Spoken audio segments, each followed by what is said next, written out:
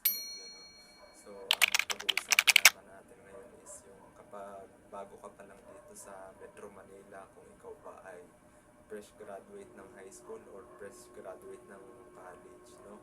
Kahit naman na taga Manila ka at first time mo magtrabaho, kumbaga ito yung first time job seeker mo, first time mo mag-apply sa kahit sa mga industry, kahit like sa mga food industry, like service crew, or kahit saan, kahit dito sa ano guys, dito sa sales guys, yung gusto mo magtrabaho sa mall, no?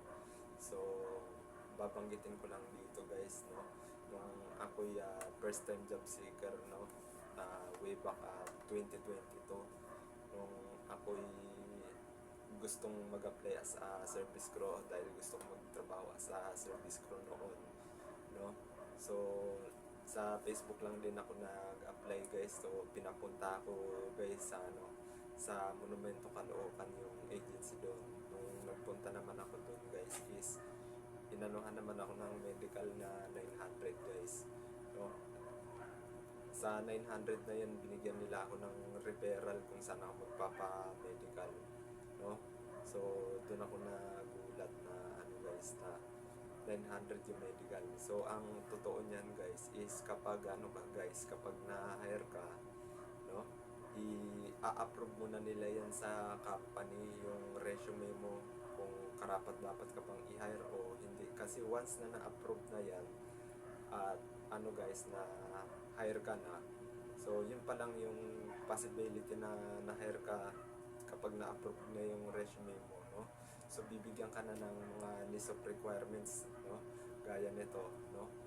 Yung mga list of requirements, tapos 2 valid IDs with specimen signature with ano siya guys, yung tatlong specimen signature for ATM issued guys, no? So sa list of requirements na yun, kasama na dyan yung ano, health card, tsaka yung mayor's permit, tsaka yung medical result na ini-issue ng company or ng ano guys, yun, company or ng store, or kung may referral man sila.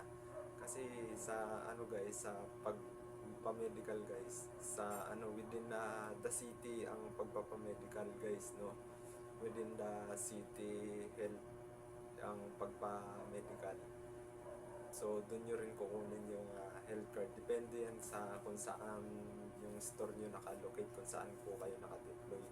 Doon po kayo kukuha ng ano guys, ng health card, no?